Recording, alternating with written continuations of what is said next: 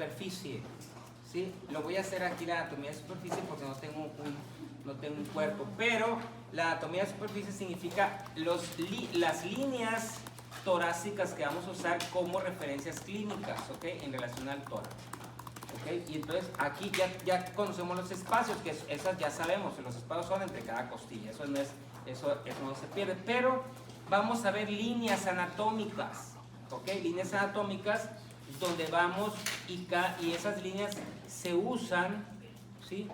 Voy a ponerlas, a ver si, espérense, voy a ponerlas para que sea más fácil. Líneas del tórax. Para que sea más fácil para entender. Aquí está, exactamente.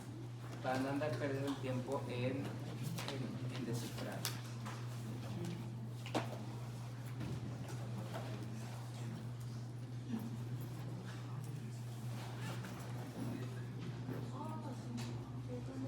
Estas son las líneas que quiero que ustedes conozcan.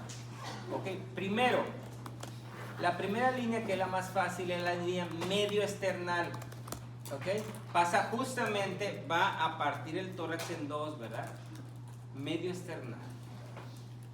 Ok, línea medio esternal. Hagan un tórax y vayan poniéndole, ¿verdad? Línea medio esternal.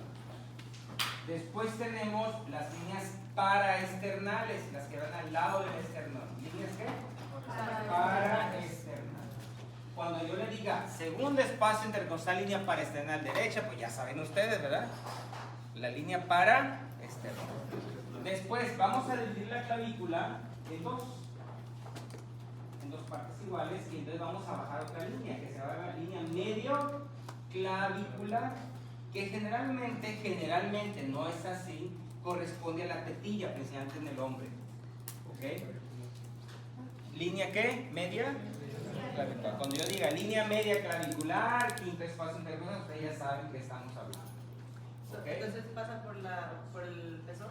Generalmente, o sea, pero no es una referencia anatómica, simplemente es la mitad de la clavícula, línea media clavicular.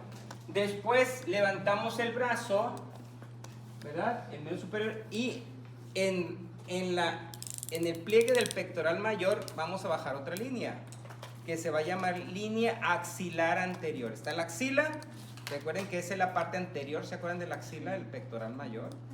Entonces, línea axilar anterior la vamos a bajar. Y justamente en el dorsal ancho vamos a bajar otra línea que se llama línea axilar posterior. Línea axilar anterior ¿Por pectoral mayor? en el pliegue del pectoral mayor, y línea axilar posterior en el pliegue del dorsal ancho. Y en medio de las dos vamos a bajar otra línea que se llama línea axilar media. No tiene chiste. Axilar media. ¿Verdad? Anterior, pectoral mayor, posterior, dorsal ancho, y media entre las dos. Línea axilar media. ¿Ok? Ya tenemos varias líneas en la región anterolateral, ¿verdad? Ok, entonces en la región posterior también vamos a tener líneas. La línea media es la línea media vertebral, ¿cuál es? Pues corre todas las espinas, todas las apófisis espinosas, el puro medio. La vertebral. La vertebral.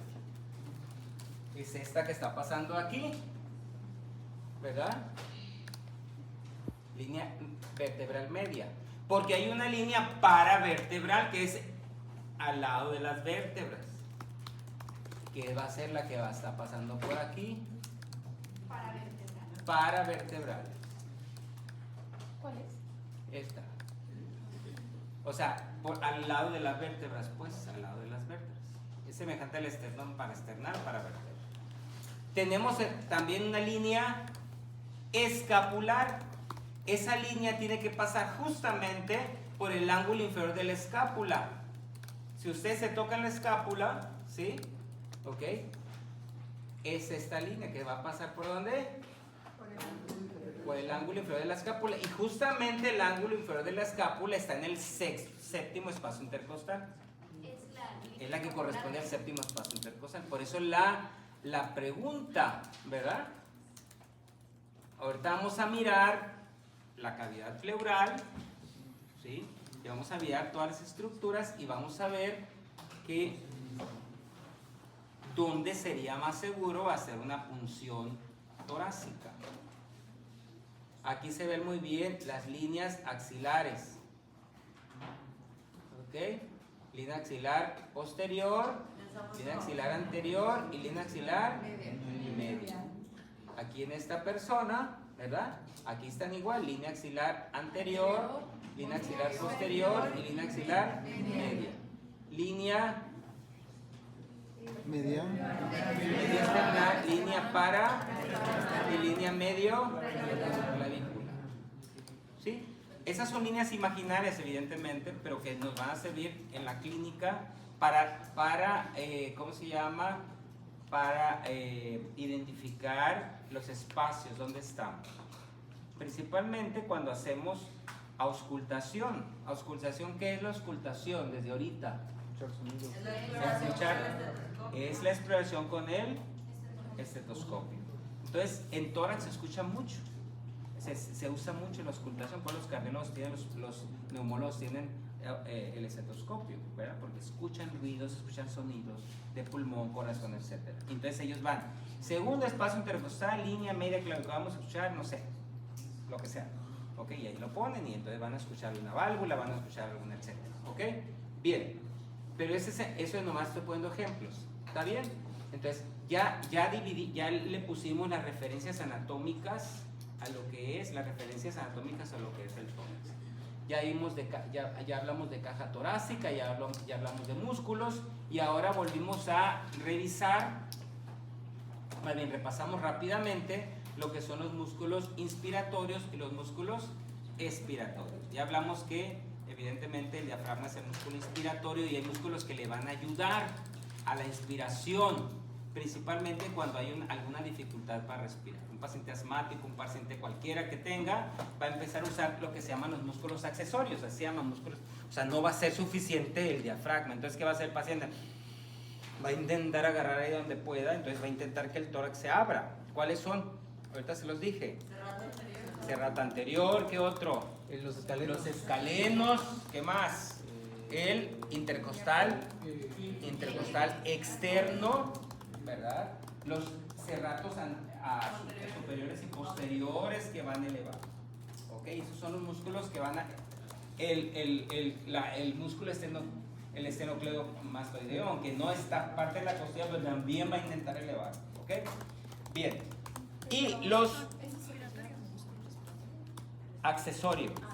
El músculo respiratorio, inspiratorio es el diafragma. Esos son los que hablamos, son los accesorios. Son accesorios de la inspiración. Cuando queremos meter aire más, ¿verdad? Y entonces los músculos expiratorios, realmente la expiración es ¿qué? Es por elasticidad. Lo dejamos y porque el tórax es ¿cómo se llama?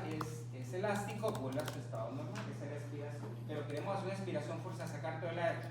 Sacamos todo el aire lo más que podamos, ahí vamos a usar músculos. ¿Cuáles músculos vamos a usar? Los intercostales internos, los intercostales íntimos, los subcostales, ¿verdad? Los transversos también lo vamos a usar.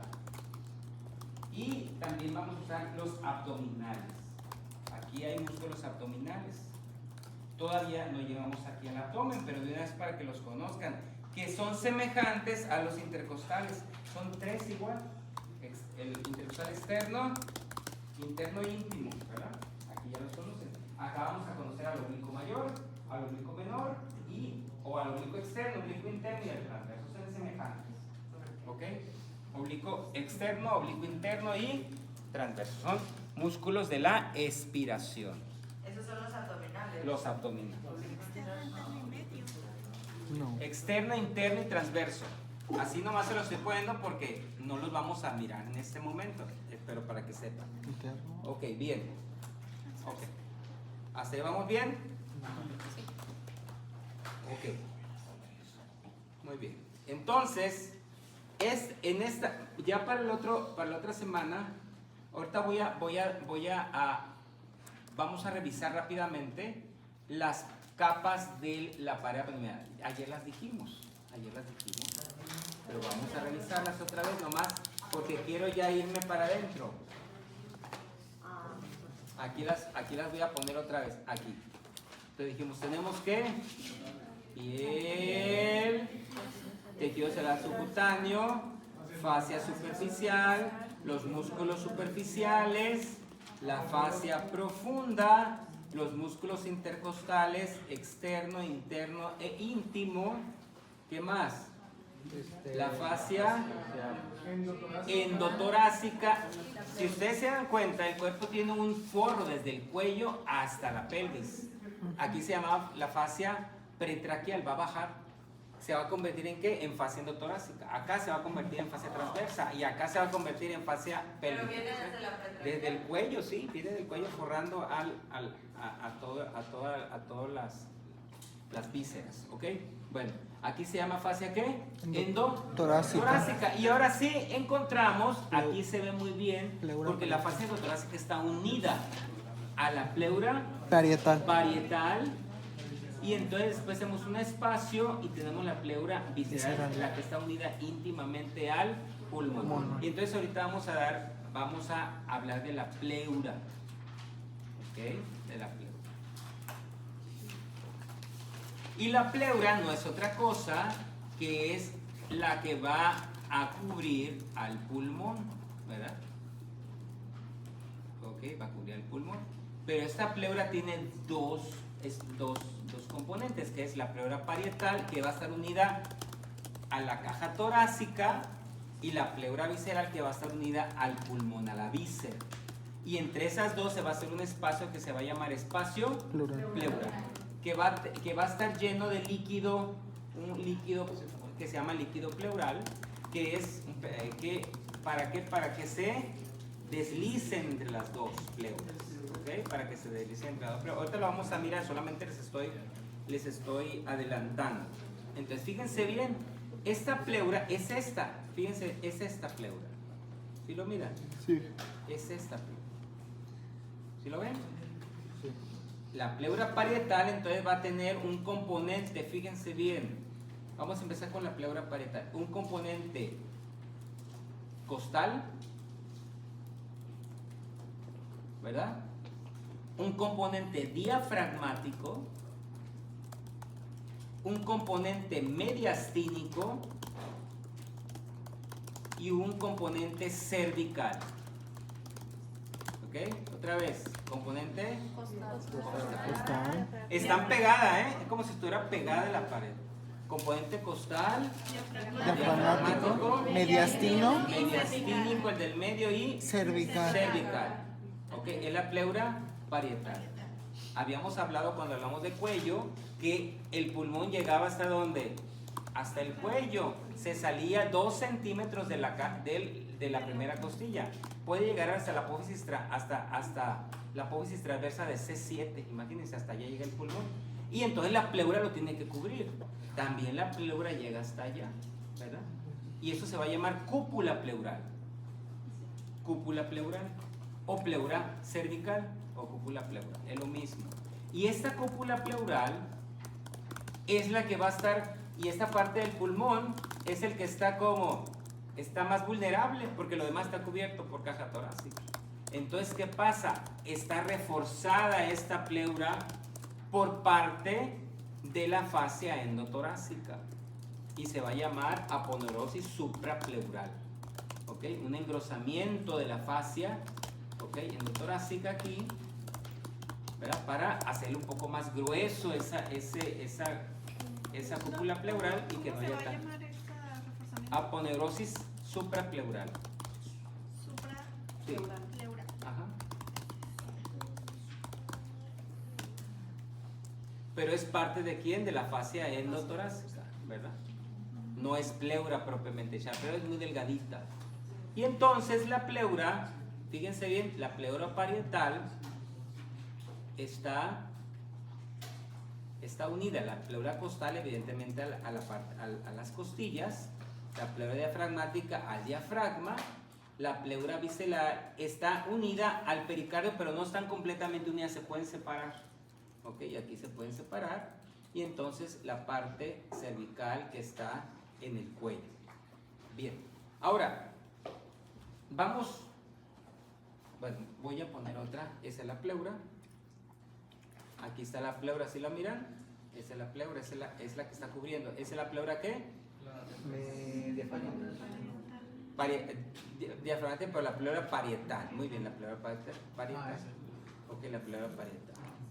Y esa pleura parietal evidentemente va a cubrir a todo el pulmón. ¿Sí lo ven aquí? Sí. Muy bien. Ok. Sí. Pero ahora resulta, ¿cómo se comporta esta pleura? Vamos a... esa es una buena diapositiva, pero voy a ponerlo acá para que podamos entender. Voy a hacerlo con... ¿cómo se llama? Para que lo pasen. Voy a poner aquí la tráquea. Estamos hablando de la tráquea. Voy a poner el pulmón. ¿Ok? Así nomás. Lo hago un poquito mejor. Que parezca más pulmón, ¿verdad? De un lado. Ahora. Fíjense bien. La pleura parietal, ¿qué dijimos? Iba a cubrir por fuera, ¿verdad? Iba por fuera. ¿Sí la ven?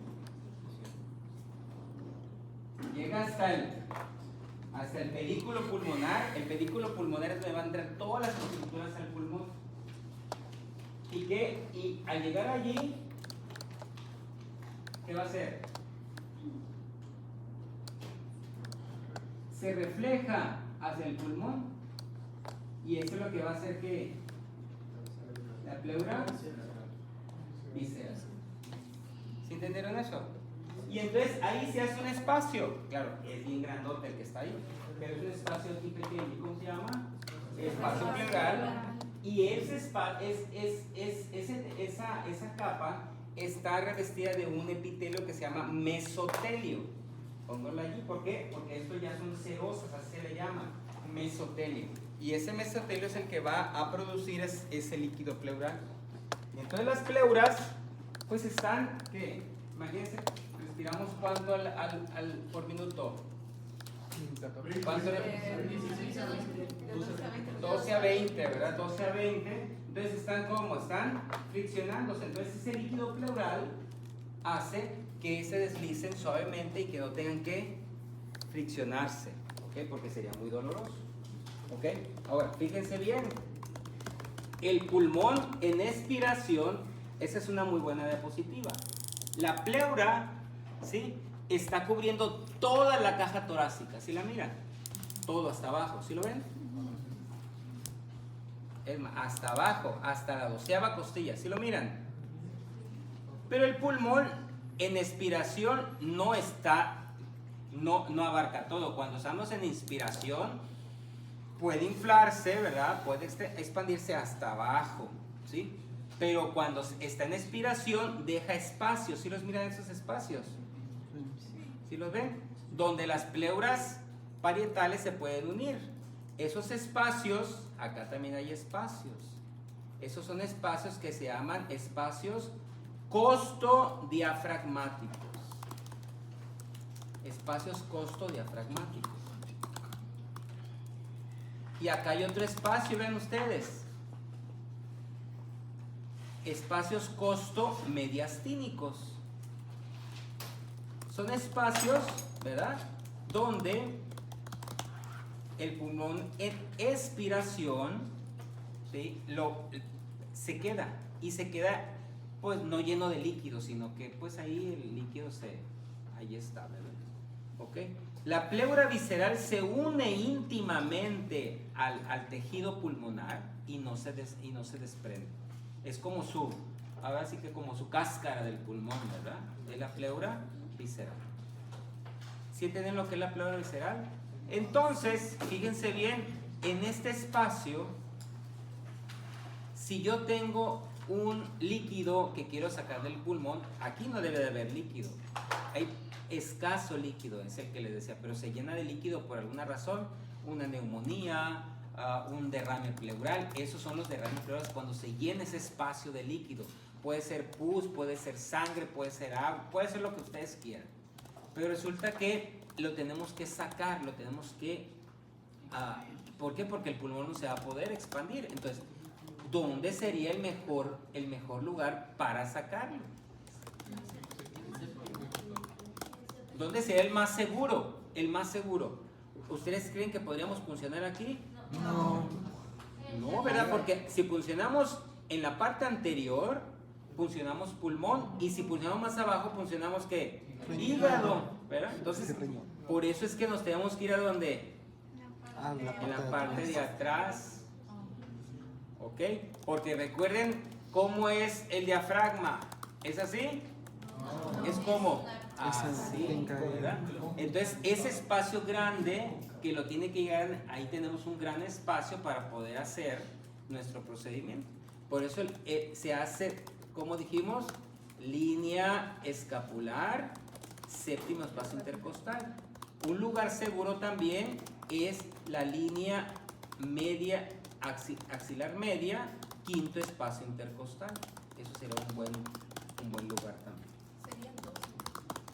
Sí, cuando queremos sacar líquido y que vemos que vamos a sacar, el que más usamos es el séptimo espacio intercostal, línea escapular, ¿ok? Pero si vamos a poner, para sacar líquido funcional, pero si vamos a poner una sonda pleural, la ponemos en el quinto espacio intercostal, línea axilar media.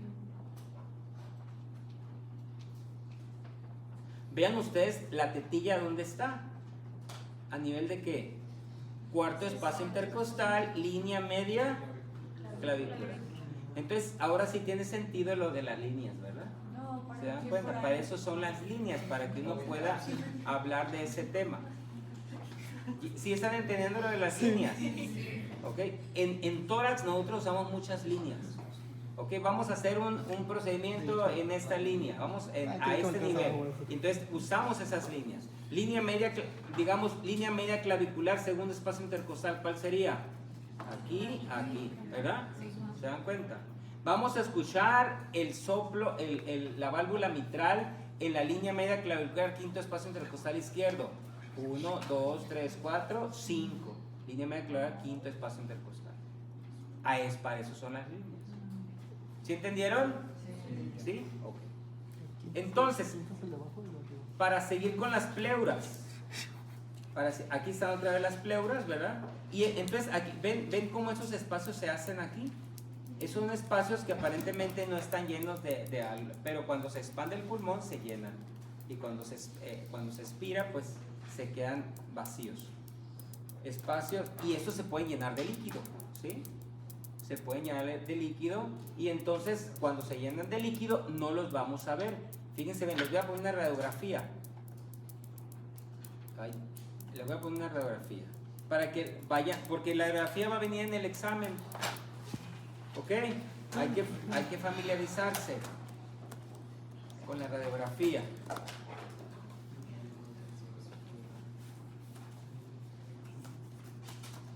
Cuando uno mira radiografías de cualquier cosa, aquí puse imágenes. Vean la radiografía, un poco chiquita, ¿verdad? A ver si no me manda otra cosa. Me manda otra. Muy importante. Miren, si ustedes se dan cuenta, estos son los campos pulmonares. ¿Sí los miran? Sí. ¿Esta es qué? La primera. Esto es la Escápula. la cabeza. Vayan identificando. ¿Esto es qué? Esternón. No, ni se ve. Las vértebras. Ah. Fíjense bien, ¿cuáles son? ¿Ven los arcos costales? ¿Qué? Los arcos costales, Sí. ¿sí los miran? ¿Esos son los anteriores o los posteriores? Los posteriores, porque los posteriores son los que están completos, porque el anterior tiene cartílago y no se va a ver, ¿sí? En la radiografía, entre más blanco es radioopaco, entre más oscuro es radiolúcido. Entonces, entre más grasa, aire, se va a ver más radiolúcido. ¿Ok? Entonces vamos a ver otra vez. Esta es la silueta cardíaca, que ahorita no la vamos a mirar porque no la hemos visto, pero sí los espacios. Entonces aquí está el primera costilla, segunda, todas las costillas, ¿ok?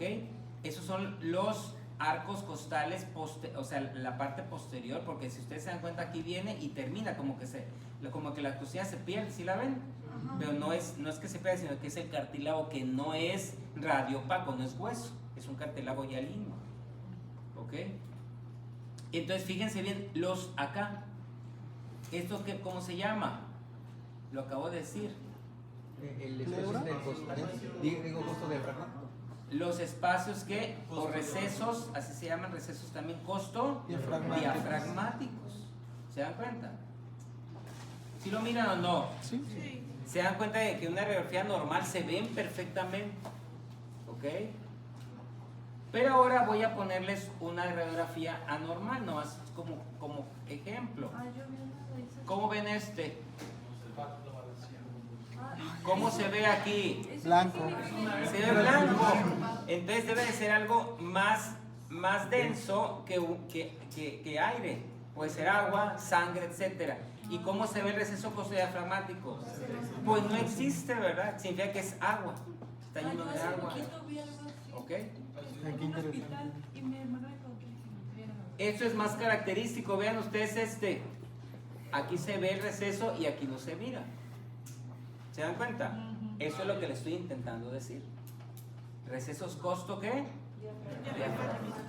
¿Y por qué? Porque es el declive, o sea, está lleno acá, por lo menos debe de haber de 200 a 300 mililitros de líquido para que se puedan borrar, o sea, es bastante líquido. A cada cavidad pleural le puede caber más o menos como 3000 mililitros de líquido, ¿ok? O sea, 3 litros de una cavidad de un adulto, ¿ok? Bien, ok. Más o menos vamos agarrando la onda. Eso es que la pleura, ¿verdad? Eso es la pleura. Ahora, vámonos otra vez, porque, bueno, y entonces, ¿quién inerva la pleura? La pleura parietal va a ser inervada. Como es pared, ¿por quién quieren que va a ser inervada? El frénico. Lo costal, ¿por quién creen que va a estar inervado? Por los nervios intercostales, evidentemente. Todos los nervios intercostales que pasan a su lado, todos los nervios intercostales van a inervar lo que es la pleura parietal. La pleura diafragmática va a ser inervada prácticamente el centro por el nervio frénico. La pleura diafragmática.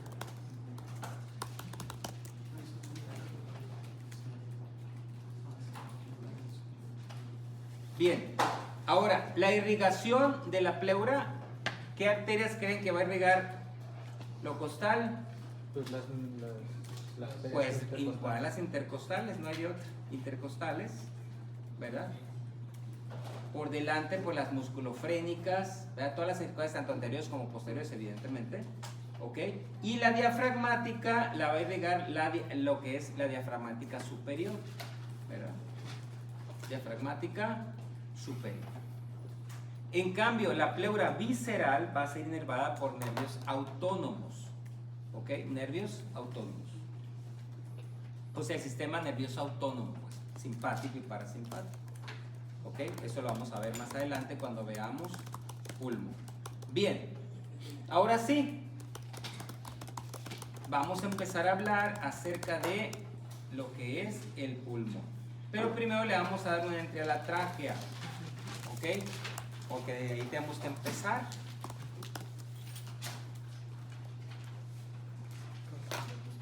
Ya conocíamos a la tráquea, ¿verdad? ¿Dónde se origina la tráquea?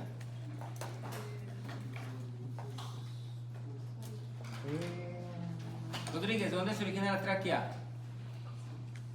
Pues del esófago, ¿no? Como, ¿sabes cómo se hace un tabique?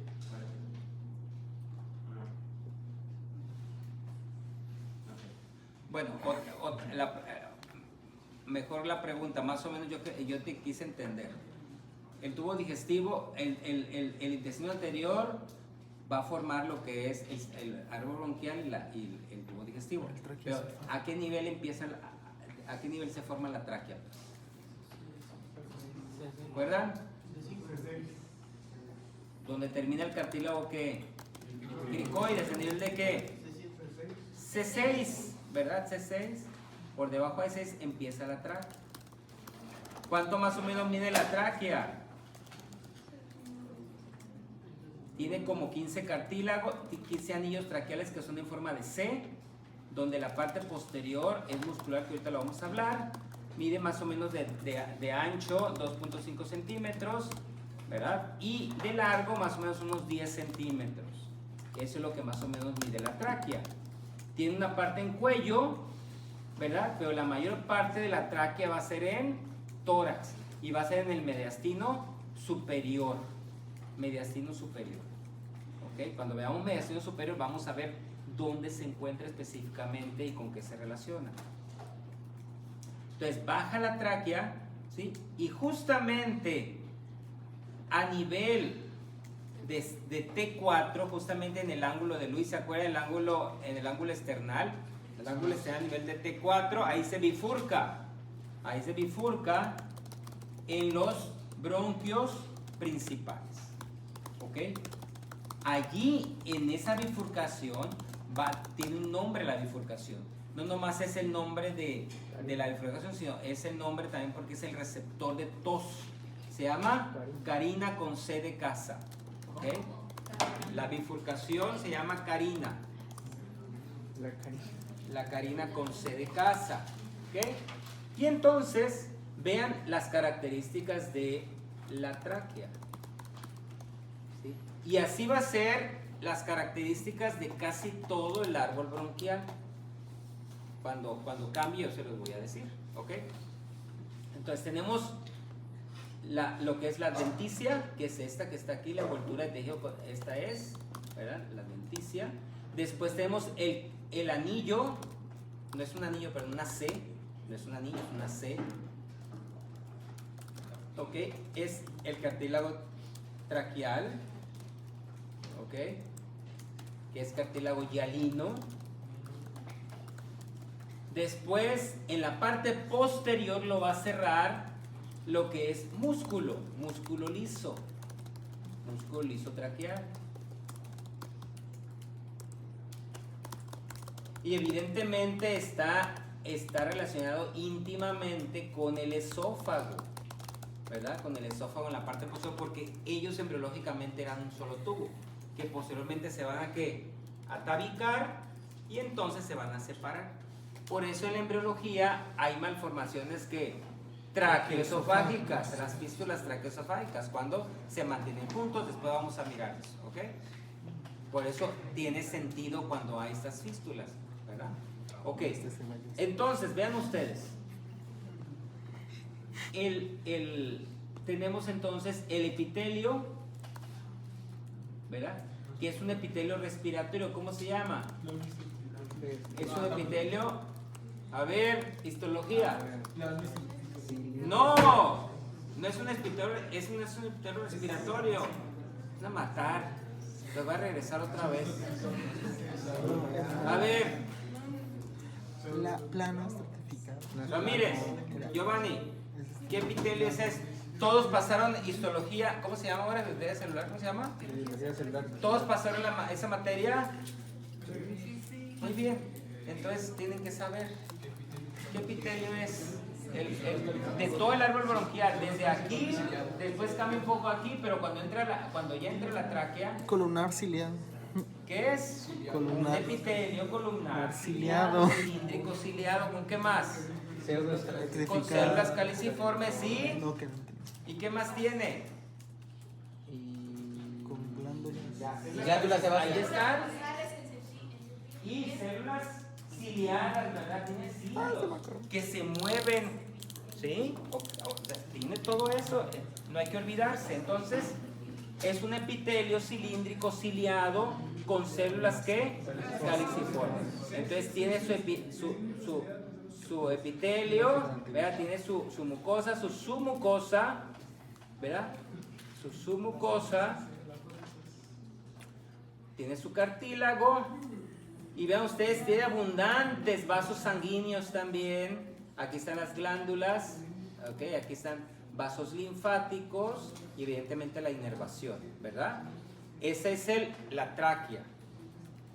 Y eso es muy importante porque así se comporta todo el árbol bronquial, ¿ok? Y entonces dijimos que se dividía ¿dónde? ¿Nivel de dónde? T4. Esa bifurcación se llama carina y no es solamente la bifurcación. ¿Qué dijimos que era?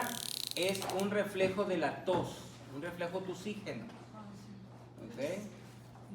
Y entonces ahora sí, ¿qué significa eso? Que cuando llegue aquí algo y pase, difícilmente ya va a regresarse con un reflejo de la tos porque prácticamente es el último reflejo que tenemos de tos.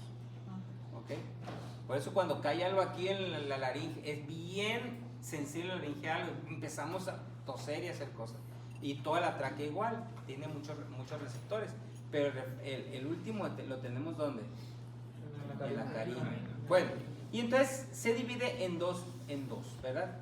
Bronquio principal derecho y bronquio principal izquierdo. Ahora, ¿qué diferencia hay entre el bronquio principal derecho y bronquio principal izquierdo? Uno está más largo. Tres diferencias. Pues tiene 3. Este es más ancho y este es más largo. Este es más ¿qué?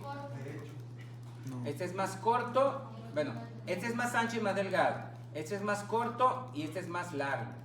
¿Cuál está más vertical? El derecho es más vertical que el izquierdo. Esas son las tres características más importantes en relación. ¿Mande? Sí, ahorita vamos a ver las ramas. Y entonces tenemos que el bronquio principal derecho va a dar 3 bronquios secundarios. ¿Ok? Un bronquio superior, un bronquio medio y un bronquio inferior. ¿Ok? Superior, medio, inferior. ¿Ok? Superior, medio, inferior.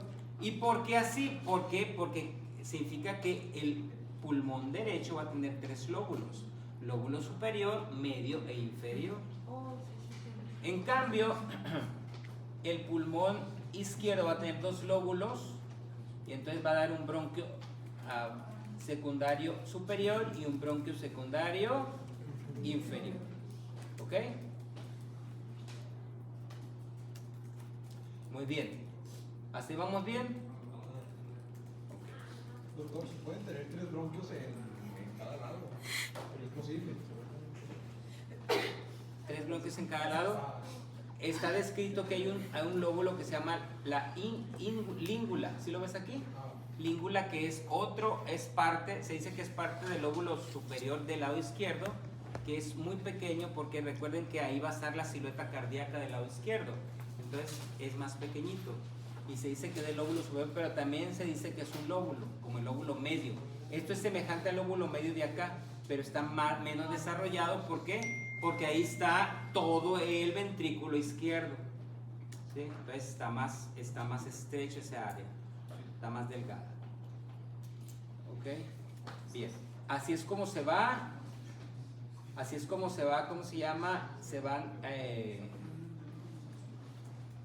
dividiendo. Y entonces, fíjense bien, la tráquea y el bronquio principal son los únicos que van a estar en C.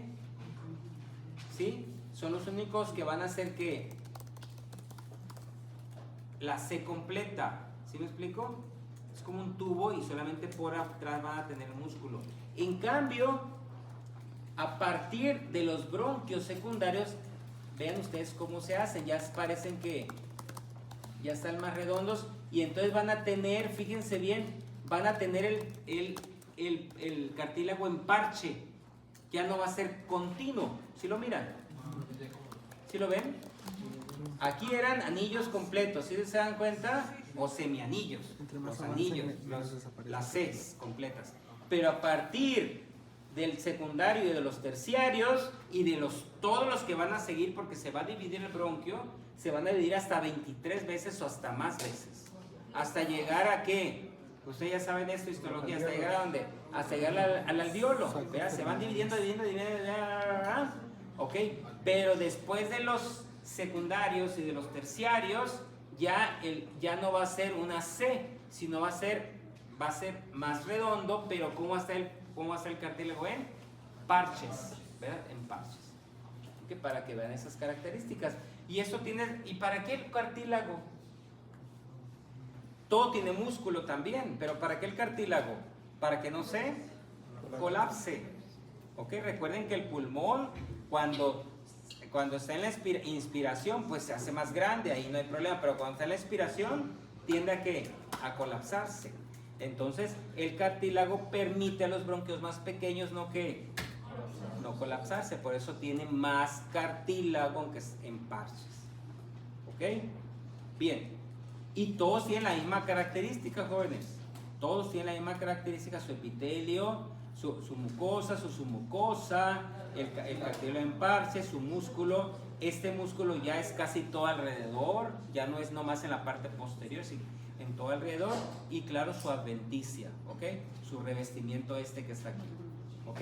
Así son las características de lo que son los bronquios. Y vean ustedes cómo se empieza a dividir en terciarios, y vean ustedes cómo se va siguiendo, ¿sí lo ven? Se va siguiendo los bronquios, hasta que llega a este punto. ¿Se dan cuenta ustedes cómo llega a este punto? Ya no hay cartílago. Y entonces, ¿cómo le va a hacer para tener forma? Muy interesante. Esto es una maravilla.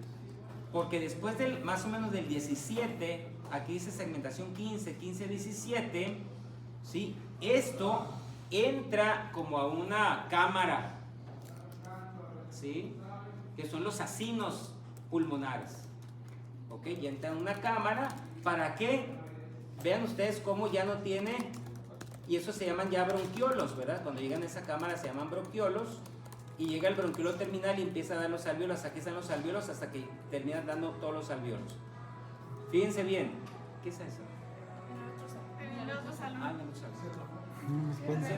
Por favor. Sí. Hay que cantar con ellos. Está bien. ¿Quieres entrar? ¿No quieres entrar?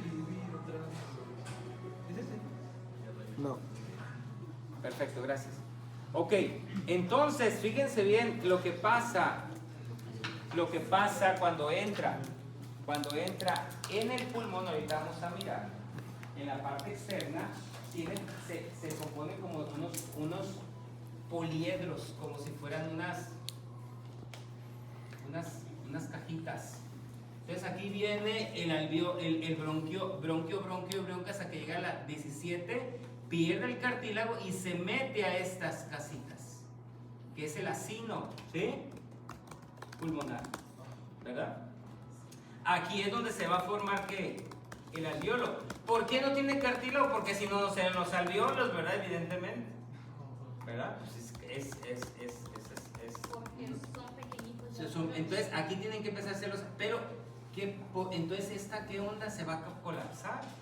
Entonces, para que no se colapse, ¿qué pasa? Bueno, estos bronquiolos empiezan a mandar fibras de colágeno hacia las paredes.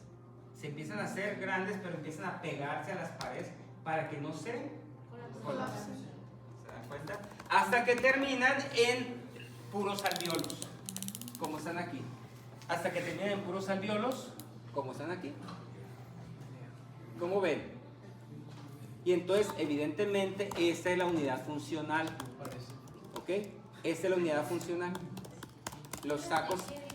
¿Mandé? Fibras de colágeno.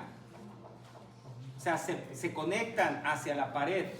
Es como si fuera esta, bueno, pero es un cuadrado, pero imagínense que fuera un embudo esto así. Y entra y entonces se va a empezar a pegar a la pared. Y se va a empezar a ramificar y pegar fibras como si fuera el hombre araña, ¿no? ¿Para qué? Para pegarse a la pared y que no se colapse. Y empieza a dar sus alveolos.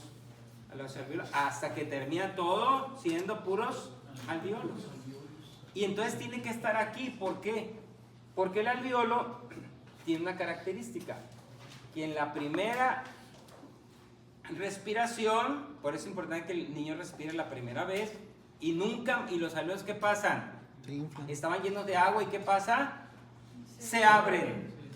Entonces aquí hay una sustancia, hay dos células, neumocitos tipo 1 y neumocitos tipo 2. ¿Qué hacen cada uno? Cuéntenme. El neumocito tipo 1 es el epitelio y los neumocitos tipo 2 es el surfactante. A ver, Uno sirve para. Uno es la barrera alveolo-capilar.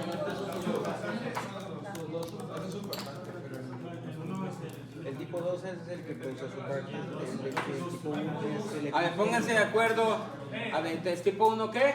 El 1 es para el intercambio gaseoso y el 2 es así, surfactante. Ok. Entonces los neumocitos tipo 2 producen el surfactante. El surfactante se tiene que producir, se produce a partir de las 32, 34 semanas, no se produce antes. Y apenas, por eso es un niño nace, un prematuro nace a las 32 semanas, va a nacer sin poder respirar. Hay que darle surfactante, ¿verdad? Después de las 36 semanas puede ser ya viable, 38, 40, etc. ¿Ok? Entonces, en el momento tipo 2 producen surfactante y neumocitos tipo 2 le da el sostén y aparte también va a ser como tipo macrófago también, va a ayudar a limpiar también, ¿verdad? Porque tiene que limpiar, porque hasta ya no tenemos manera de sacar el humo, ¿sí? Si llega hasta el alveolo no hay tos que lo saque, allá se va, entonces necesitamos a alguien que lo limpie, ¿ok? Entonces, surfactante. Entonces, se abre el neumocito, sí, se abre el alveolo y nunca más se vuelve a colapsar. Si no estuviera en esa cápsula, por así decirlo, así, ¿no? Y no tuviera esas paredes que le van a limitar que lo colapsen, pues imagínense, ¿verdad? Estuvieran así libres, cualquier cosa le iba a colapsar los alveolos. Entonces íbamos a perder la capacidad de oxigenación, que es la principal función que tiene el alveolo. ¿Ok? Bien, ahora nos vamos a regresar al pulmón. Tenemos dos pulmones, aquí están los dos pulmones, aquí están, ¿verdad? Dos pulmones. Derecho, izquierdo. Evidentemente no son iguales. ¿Cuál es el más ancho? ¿Cuál es el más largo? El izquierdo.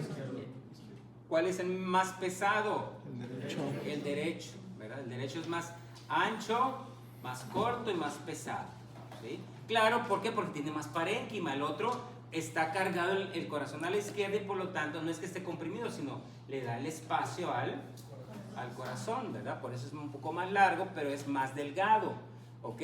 Muy bien. Esos dos, ven ustedes aquí nomás para llamar la atención, ven ustedes esas que parecen poliedros, ¿sí lo ven? Sí. Esos que les estoy diciendo. Como vienen de adentro para afuera, la base de ese poliedro es la base externa del pulmón. ¿Ok? ¿Está bien? Aquí están, vean ustedes, aquí están. Los pulmones son muchísimos poliedros juntos. Muchos. ¿Sí? ¿Sí los miran? Aquí se ve un poco mejor, se los voy a enseñar. Mira, aquí se ve más bonito, vean qué bonito se ve. ¿Sí los ven? Esa es la base de esa camarita, de ese acino. ¿Ok? Donde están metidos los bronquiolos que ya no tienen cartílago y entonces empiezan a dar los alveolos hasta que terminan sus ramificaciones, que yo me quedé en el 23, no sé hasta cuándo tengan ahorita de ramificaciones, ¿verdad? Pero son muchas ramificaciones, ¿ok? Hasta que lleguen a ser los alveolos respiratorios, o los bronquiolos respiratorios hasta que lleguen a ser alveolos. Bueno, entonces tenemos los pulmones. Vean ustedes el pulmón, la base, bueno, el pulmón tiene un ápice, es la parte, un vértice, es la parte más superior, ¿verdad? Un ápice, una base, ¿ok? Pues la cara diafragmática, igualmente la base, está relacionada con el diafragma, ¿ok? Tiene una cara mediastínica y tiene su cara costal, ¿ok? Ya dijimos que el ápice se eleva, ¿verdad? ¿A cuántos centímetros a 2 centímetros, 2 a 3 centímetros de la primera costilla? Puede llegar hasta la apófisis transversa, dijimos, de la C7, ¿ok? Eso es muy importante. ¿Por qué? Porque si hay, imagínense, un cuchillazo en la raíz del cuello, se lleva el pulmón también, o lo que sea. ¿Mande? ¿Podemos usar nuestro pulmón? No, porque está en la parte posterior. Ahora, otra cosa muy importante. El ápice del pulmón se relaciona con dos estructuras muy importantes. En la parte anterior, aquí está, en la parte anterior se va a relacionar con la vena y la arteria subclavias, en la parte anterior. ¿Ok? En el ápice. En la parte posterior, no se mira aquí, pero se va a relacionar con el ganglio estrellado. ¿Se acuerdan quién es el ganglio estrellado? Aguilar, ganglio estrellado. ¿Algún día lo escuchaste en tu vida? No te acuerdas. Ganglio estrellado, ¿qué es el ganglio estrellado? La cadena simpática, muy bien. Es la cadena simpática, son los ganglios del cuello, ¿verdad? Pero el ganglio estrellado justamente está a nivel de C7T1, en la parte posterior del ápice del pulmón. Nosotros hablamos que cuando se bloqueaba ese ganglio, ¿qué síndrome producía? Síndrome de Horner, estaba relacionado con un tumor, ¿se acuerdan? Tumor de Panquas. Bueno, ese tumor es el tumor del ápice del pulmón. Cuando el ápice del pulmón tiene tumor, bloquea o comprime el ganglio estrellado y nos da el síndrome de Horner. Síndrome de Horner, Aguilar, ¿te acuerdas de él? Dímelo.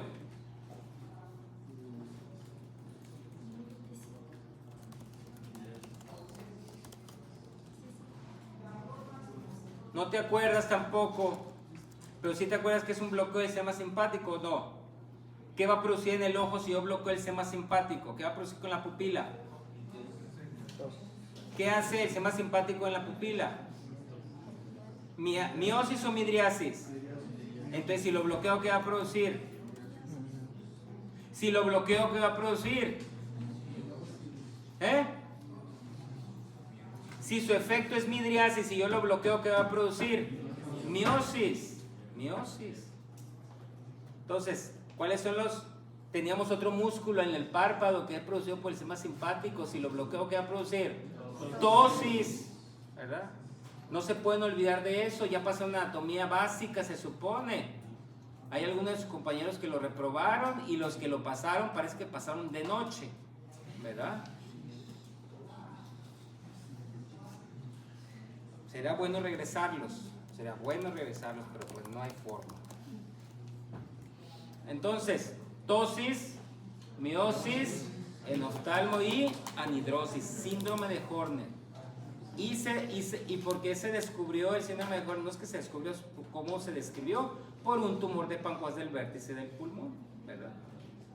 ¿Ok?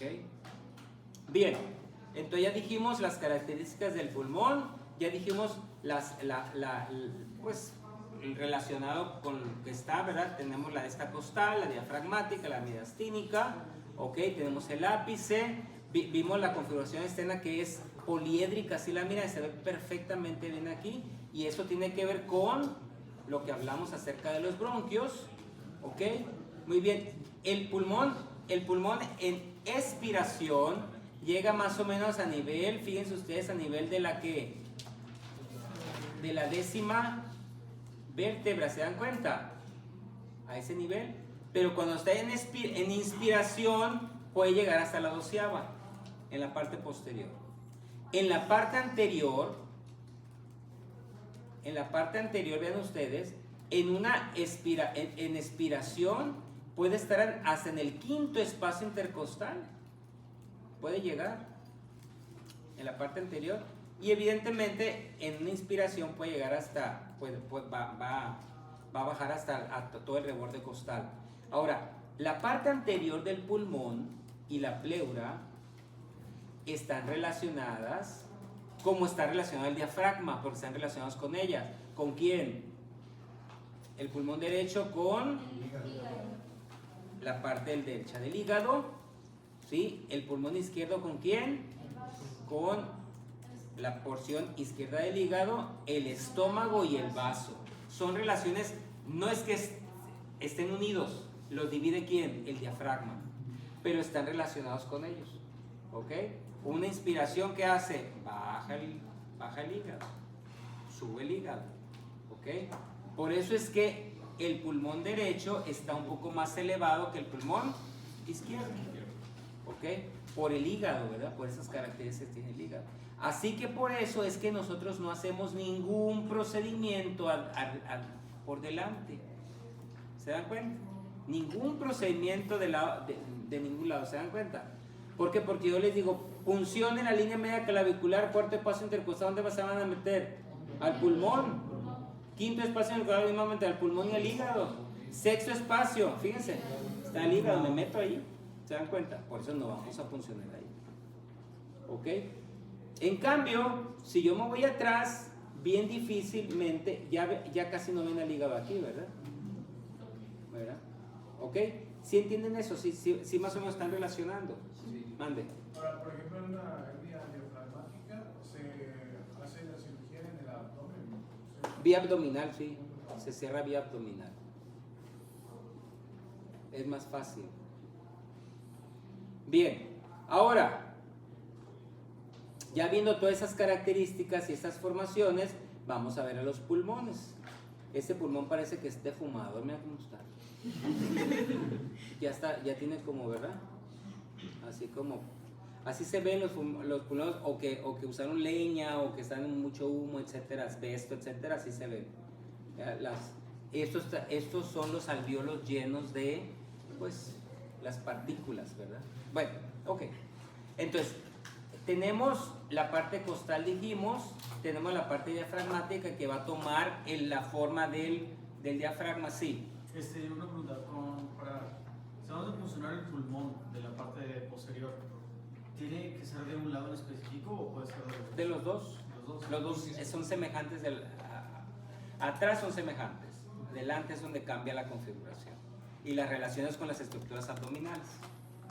Ok, entonces, vean ustedes aquí las características que tiene la cara mediastinal del pulmón derecho. Vean ustedes aquí, tiene varias características. ¿Ok? Para empezar, tiene la impresión cardíaca en la parte anterior, que es la aurícula derecha. ¿Ok? La impresión cardíaca. Se relaciona con el corazón. ¿Ok? También aquí tenemos una impresión para el timo. El timo es un remanente en la parte anterior. Se relaciona con el timo también, una impresión para el timo. Fíjense aquí, una impresión también para la vena brachiocefálica y la impresión para la vena cava superior. Significa que esas dos están ¿de qué lado? Del lado derecho, ¿verdad? ¿Ok? Una impresión para la tráquea y otra impresión para el esófago. Están relacionados con él. Todas estas estructuras que estoy hablando están en el mediastino, en medio, ¿sí? Recuerden que las cavidades pulmonares son estas. Entonces estamos hablando, todas las estructuras están aquí y se están relacionando lateralmente al mediastino, ¿ok? Digo, a la cavidad pulmonar. Bueno, seguimos. Y entonces fíjense, aquí tenemos algo muy interesante. Aquí tenemos el surco para el esófago, aquí está bajando el esófago, el surco para el esófago, y aquí tenemos un surco muy interesante, que es el surco para la vena ácigos, o antes llamaba vena ácigos mayor. Viene de la parte posterior y va a desembocar a la vena cava superior. Viene de la parte posterior, pasa por arriba, por detrás primero, y por arriba del bronquio o del pedículo derecho, y entonces va a desembocar a la vena cava superior. De una vez, ¿qué es el sistema ácigos? ¿Qué es la vena ácigos? La vena ácigos va a llevar todo el drenaje venoso del tórax, todo, ¿ok? Más adelante vamos a verlo cómo lo hace, ¿ok? Pero una vez para que se lo lleven en la cabeza. Entonces, queda por detrás de lo que es el bronquis derecho, ¿sí?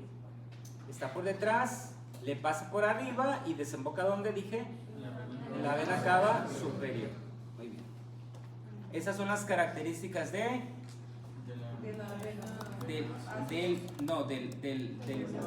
la cara mediastinal del pulmón derecho. Ahora, la cara mediastinal del pulmón izquierdo tiene una gran cavidad, ¿verdad? Una gran impresión. ¿Para quién? Para el corazón, que es prácticamente lo que es el ventrículo izquierdo. Ok, aquí está.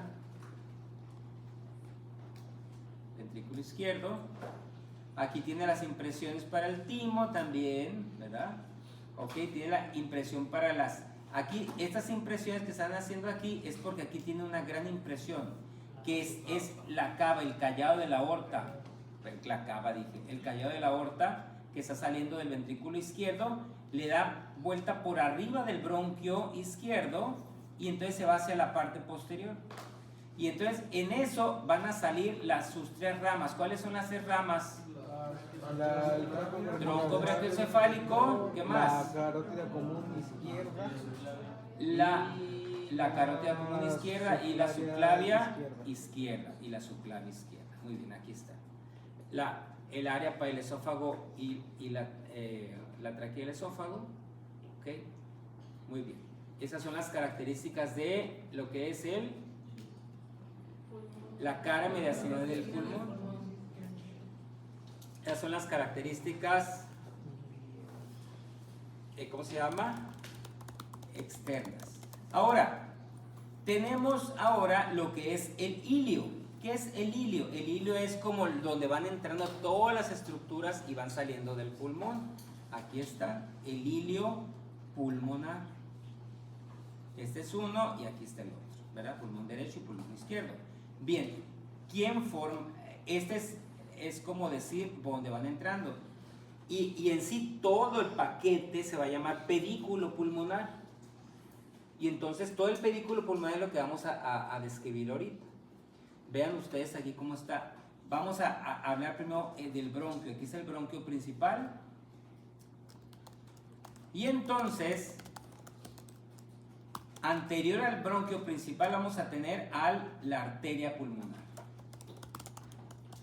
Y anterior a la arteria pulmonar, por arriba vamos a tener a la vena pulmonar superior y por abajo a la vena pulmonar. ¿Sí? Tenemos dos venas pulmonares, recuerden, hay una arteria pulmonar y dos venas pulmonares.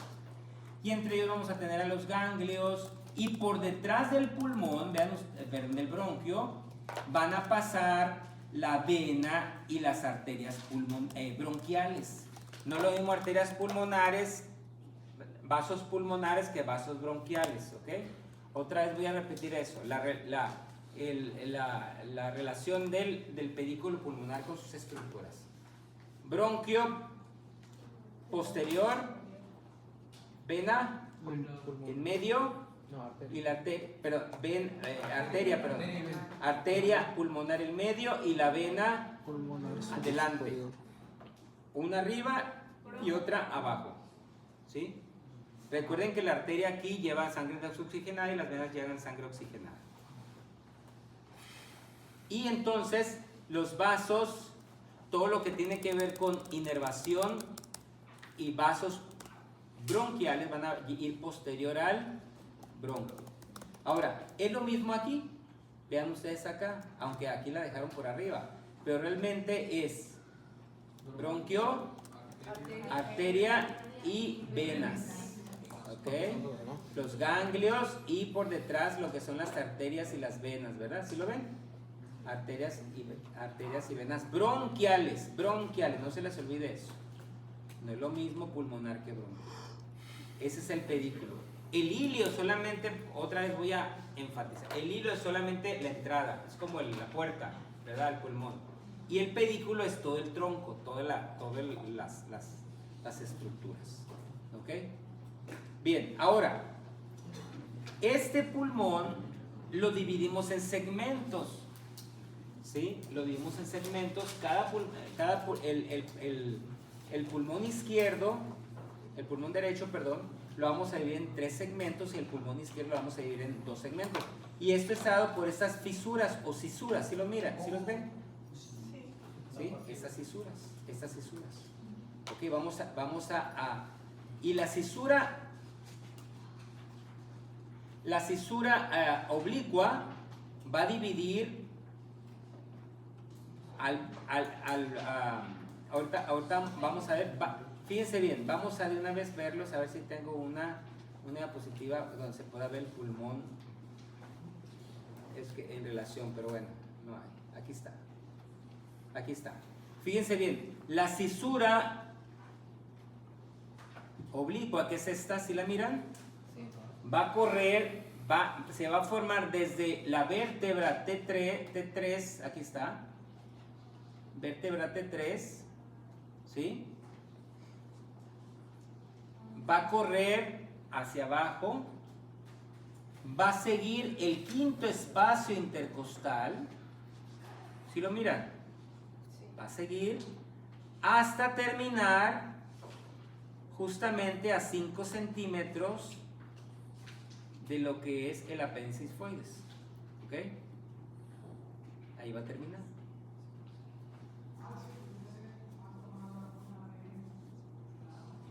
¿Ok?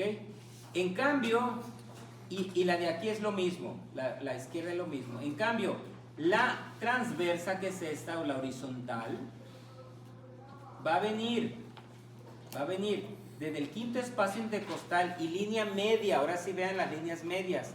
Línea media axilar, quinto espacio intercostal, línea media axilar, y va a terminar en la cuarta costilla. ¿Sí lo miran? Sí. Ok, aquí termina. Entonces, con esas dos, con eso ya voy a terminar para que ya descansen. Con esas dos, vamos a dividir el pulmón derecho en ¿qué? Un lóbulo superior, un lóbulo medio y un lóbulo inferior. Donde el inferior es el más grueso y es el que está atrás. Significa que si yo digo lóbulo inferior, prácticamente todo mi lóbulo inferior está ¿dónde? Está atrás. Atrás. ¿El lóbulo medio dónde está? Adelante. Aquí. Abajo. Y el lóbulo superior está aquí. ¿Se dan cuenta? Inferior, Por arriba de la medio, tercera superior. costilla y aquí. Entonces significa que si yo tengo un problema, generalmente pulmones, neumonía, lo que sea, y lo tengo aquí, va a ser que el lóbulo medio. Si lo tengo acá, lóbulo inferior. Si lo tengo aquí, lóbulo superior. E igualmente en el lóbulo izquierdo, ¿sí? Todo lo que prácticamente está inferior es lóbulo inferior y lo que está aquí es lóbulo no. Aquí en ese se llama lóbulo superior, ¿ok? Y lóbulo inferior son dos lóbulos, ¿ok? Bien, hasta aquí lo vamos a dejar. Descansen y ahorita descansen 5 minutos. Les voy a poner un papel.